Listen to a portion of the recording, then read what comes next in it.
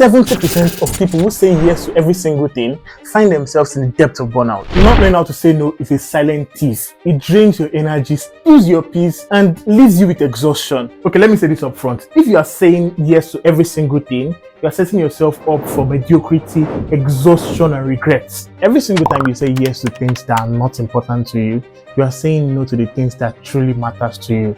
Your dreams, your vision, your family, your purpose, the things that you really want to spend time on. You are saying no to those things every single time. And number two, if you are not saying no enough, you are disrespecting yourself. Because if you can show people that you really have things doing every single time and you're readily available for everything that people throw at you, then they will see you as someone who has no worth, has no value for himself, and has nothing going on in your life. When you say no enough, you create a sense of authority, you create a sense of scarcity for yourself. It's not just about being ready to do every single thing. I understand the fact that most of the times you want to jump on every challenge and help people out and do things for people, but not at the expense of the things that you have to do for yourself, not at the expense of you trying to become the best version of yourself. And you need enough time to be able to carry out a lot of things for you to even succeed in your own life. And the third thing that makes saying no very crucial is authenticity. Every single time when you say yes to things that you don't want to do, you are not authentic, and lack of being authentic is one of the reasons you're not confident. It means you are lying. You're lying about the things that you don't want to do. People are throwing things on you and you're saying, yes, I can do it, even though you don't want to do it. It shows that you're not your true self. It shows that you've not been able to love yourself enough to be able to tell people that, you know one thing, I can't do this. I don't want to do this. How many times have you taken up things that you really don't want to do? In fact, most of the time, some of us do things that makes us angry. We get so angry with ourselves for taking things that we accepted with our own hands. So in order for you to be authentic as a person, you need to know how to say, no, I can't do this. Here's the brutal truth. Saying yes to every single thing is killing your potential. It's the reason you are stuck in the same cycle. It's the reason you are bitter. The reason you just feel unhappy with yourself. It's the reason you just feel like you can do more, but there's just no time to do more.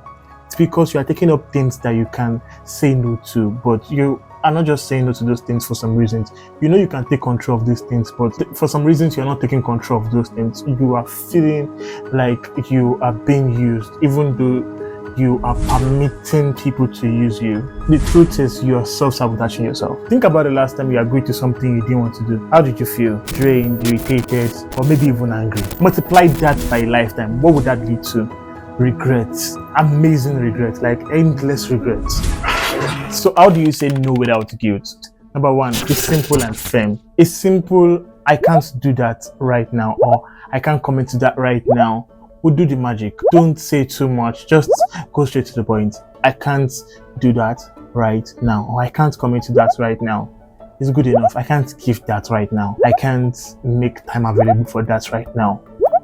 It's just a simple word to say. Number two, offer alternatives. I can't do that right now, but I think you should try, or I think you should call. I think you can try this person. If you have an alternative for the person, or you can call somebody for the person, or you have like something that the person can just use, or someone else the person can call, or someone that the person can pay for that particular thing, direct the person and give the person an alternative instead of just trying to do it and pity the person because of whatever reason. Number three, don't over-explain. This is common with a lot of people. You just want to explain why and give an excuse. It is important that you don't explain too much, because when you explain, you give room for negotiation, because the person feels like, okay, you're negotiating, you are considering it, right? And it's important that you don't give that kind of vibe. You want to be able to tell the person, you want to be firm. Just let the person know that, like, okay, this is the reason, or maybe I'll be out of town and I'll be able to do that. Don't tell, okay, I'll be out of town and I have to do this and I have to do that and I have to do this. You're considering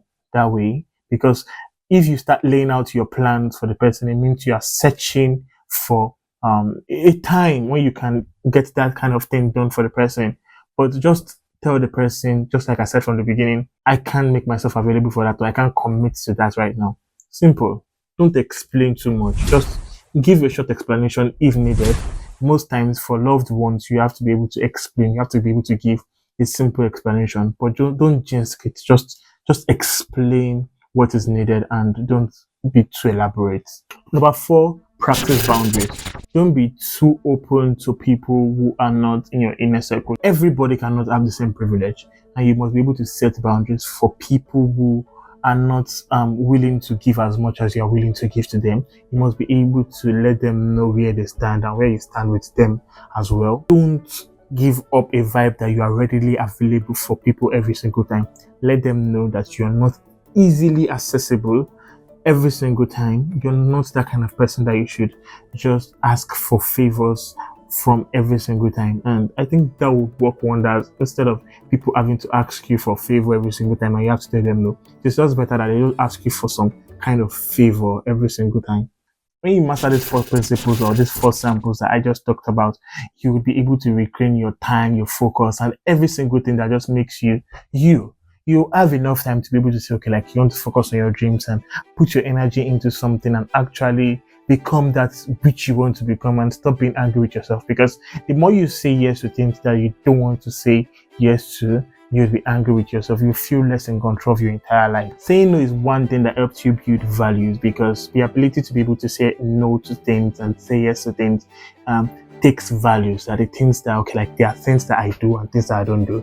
Okay, I take alcohol, I don't take alcohol. Because people say they are social drinkers. If you don't drink, you don't drink.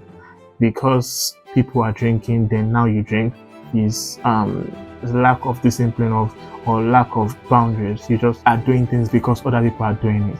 I think if you have a reason for not doing something, it should just be you not doing something. I don't have any issues with people who drink or anything. It's just an example. But if you have something that you don't do, you can't just say I'm a social drinker, I'm a social smoker, or in all of those social sense. Stand your ground and be able to say no for something. The most successful people that you know are masters of saying no. They say no to dramas, they say no to distractions, and they say no to things that aren't serving them. And you can do the same too.